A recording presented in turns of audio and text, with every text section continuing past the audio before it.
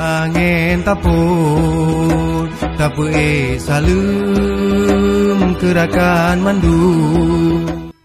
Namanya anak muda, pastinya selalu punya keinginan untuk membuat inovasi-inovasi baru. Keinginan untuk membuat dan menciptakan sesuatu tidak bisa dihentikan. Bicara mengenai inovasi, anak muda Aceh juga banyak membuat hal-hal baru.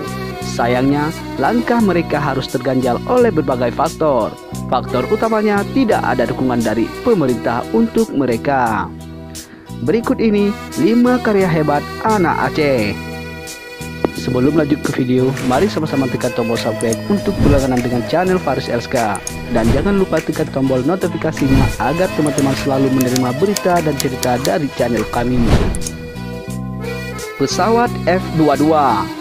Dua santri dayah amal desa Besa Seberang, Kecamatan Perlak Barat, Fauzan Iqbar dan Akmal berhasil menciptakan pesawat remote control air modeling yang diberi nama F-22. Pesawat remote control F-22 bisa diterbangkan hingga mencapai 1 km jarak tempuhnya menggunakan remote control yang berbahan bakar menggunakan aki.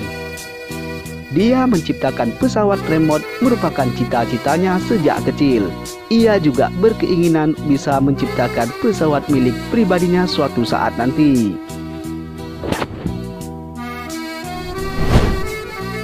Perangkat pengendali senjata.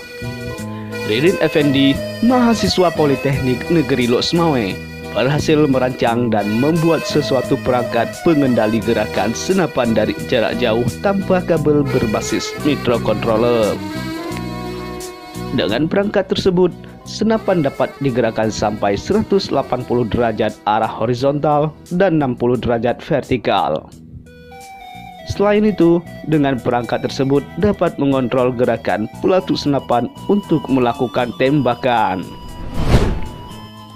Rakit helikopter sejak duduk di bangku SD. Nasri sudah memiliki impian dan cita-cita untuk membuat helikopter.